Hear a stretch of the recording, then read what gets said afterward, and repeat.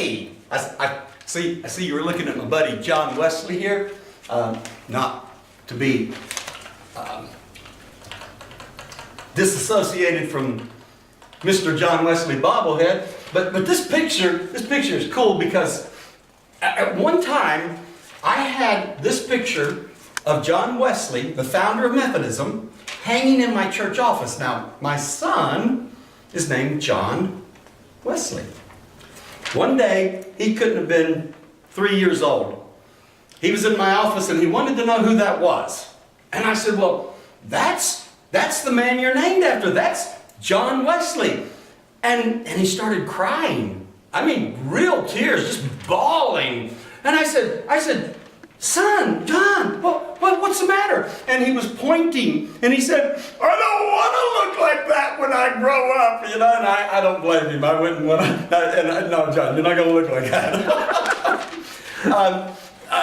We're United Methodists. We don't look like that, but we do look like the movement that this John Wesley started. And speaking of that movement, here in our local church, we've got some exciting things coming up for you. Next Wednesday, this coming up Wednesday, we are having Vacation Bible School, and it's called Sun Spark Labs. It's going to be exciting, and it's for anyone ages 3 through the 5th grade, and that means if you finish the 5th grade, you're going into the 6th grade. You're still part of the Vacation Bible School. And it's going to be a great week. It's June 24, 25, and 26. So we want to let you know about that. This Sunday, we're looking at a story it's a well-known story. It's found in all 4 of our Gospels. Jesus has been teaching all day long. He's still sitting in the boat where he's been teaching from. And he tells his disciples, let's go to the other side. And then he goes to sleep. See, some of you already remember the story now. Because the storm comes up and he's sleeping through the storm. And the disciples are afraid.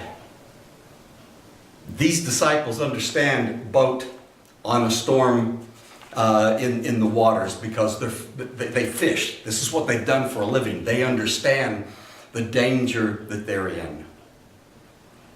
And our scripture tells us that they woke Jesus up and they said, we're dying here, don't you care? And Jesus just says, be still. And then it tells us there was a dead calm. Just think of that for just a moment. You're out on this water, and the storm is so high it's going to capsize your boat. And this Jesus whom you've just met looks at that storm and says, be still, and the waves drop. And there's not a ripple on the water. The scripture says, because of that, they feared a great fear. They realized at that moment, there's something about Jesus that we don't know about yet. Who is it that can say to the storms, be still, and the weather obeys? We're going to look at that Sunday. We'll see you then. John, thank you. We appreciate what you've done to found a great movement for the faith.